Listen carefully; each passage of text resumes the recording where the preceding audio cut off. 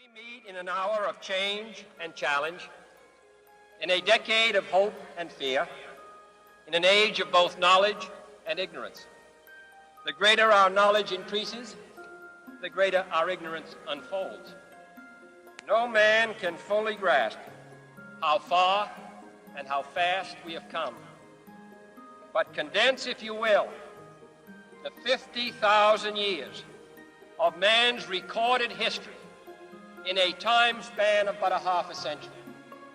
Stated in these terms, we know very little about the first 40 years, except at the end of them, advanced man had learned to use the skins of animals to cover them. Then about 10 years ago, under this standard, man emerged from his caves to construct other kinds of shelter. Only 5 years ago, man learned to write and use a cart with wheels. Christianity began less than 2 years ago. The printing press came this year. And then less than 2 months ago, during this whole 50-year span of human history, the steam engine provided a new source of power. Newton explored the meaning of gravity. Last month, electric lights and telephones and automobiles and airplanes became available. Only last week did we develop penicillin and television and nuclear power. This is a breathtaking pace, and such a pace cannot help but create new ills as it dispels old. So it is not surprising that some would have us stay where we are a little longer, to rest, to wait.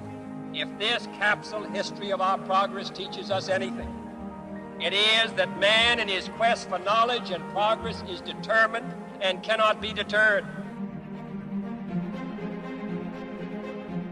We shall send to the moon, 240,000 miles away, a giant rocket more than 300 feet tall on an untried mission to an unknown celestial body, and then return it safely to Earth. But why, some say, the moon? Why choose this as our goal? And they may well ask, why climb the highest mountain? Why, 35 years ago, fly the Atlantic? We choose to go to the moon.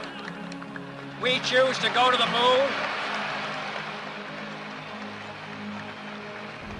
We choose to go to the moon in this decade and do the other things, not because they are easy, but because they are hard.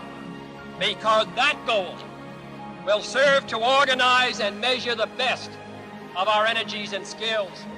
Because that challenge is one that we're willing to accept, one we are unwilling to postpone.